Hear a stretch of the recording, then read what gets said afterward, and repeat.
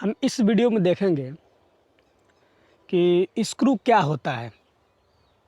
Injection moulding machine या blow moulding machine जो होती है, जिसमें हम प्लास्टिक का कोई भी कंपोनेंट बनाते हैं, तो उस मशीन में, इंजेक्शन मोल्डिंग मशीन में जो स्क्रू होता है ना, उसका सबसे मोस्ट इम्पोर्टेंट वर्क होता है। तो हम इसमें देखेंगे कि स्क्रू क्या होता है, व्हाट इज स्क्रू। थोड़ा स्क्रू के बारे में हम इसमें जानेंगे, उसके बारे में देखेंगे कि उसका पार्ट कौन कौन से हैं और क्या क्या होती हैं। देखिए, यह एक पिक्चर है स्क्रू का, ठीक। इस पिक्चर के माध्यम से हम समझेंगे कि स्क्रू क्या होता है और किसको बोलते हैं। देखिए, स्क्रू से हम क्या करते हैं, इंजेक्शन मोल्डिंग मशीन में जो बैरल होती है उसके अंदर इसको हम फिक्स करके रखते हैं। इसके बैरल के अंदर हम स्क्रू को फिक्स करके रखते हैं। देखिए, तो ये क्या करता है स्क्रू हमारा जो प्लास्टिक का मटेरियल जो होता है, जो मेल्ट होकर आता है, उसको ये आगे की तरफ भेजता है।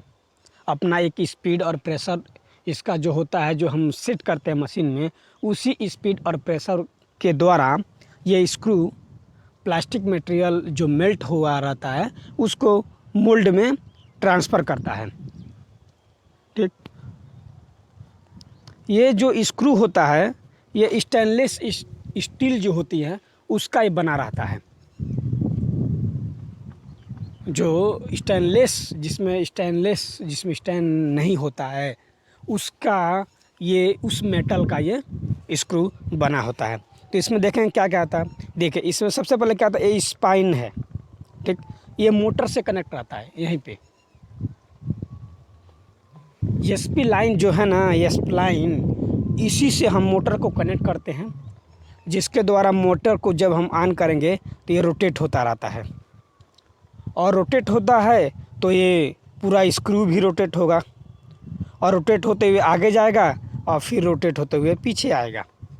तो एसपी लाइन जो है, इसी से हम मोटर को कनेक्ट करके रखते हैं।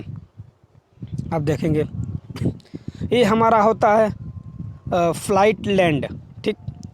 जो इसमें थ्रेड बनी होती है ना, ये स्क्रू है हमारा, ठीक। इस स्क्रू पे जो थ्रेडें बनी हैं, इस थ्रेड का जो ऊपर की साइड में होता है, वो जो डीप में होता है वो नहीं, जो ऊपर की तरफ होता है उसको हम फ्लाइट लैंड बोलते हैं। क्या? फ्लाइट लैंड, वो ऊपर की तरफ होता है, ठीक। और अब ये देखिए, जो नीचे की तरफ रहेगा उसको फ्लाइट डेप्थ बोल लेते हैं, मतलब नीचे की तरफ गहरा, डेप्थ माने गहरा। तो जो नीचे की तरफ होगा उसको हम फ्लाइट डेप्थ बोलेंगे, अंदर की वाला, और जो ऊपर की तरफ होता है उसको हम फ्लाइट लैंड बोलते हैं, ठीक।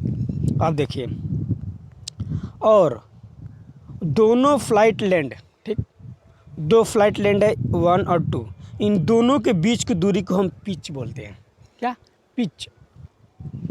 जो फ्लाइट लैंड होती है, जो थ्रेड बनी होती है, उन जो थ्रेड बनी होती है उसको हम फ्लाइट लैंड बोलते हैं, और दो फ्लाइट लैंड के बीच की जो दूरी होती है उसको हम पिच बोलते हैं, ठीक।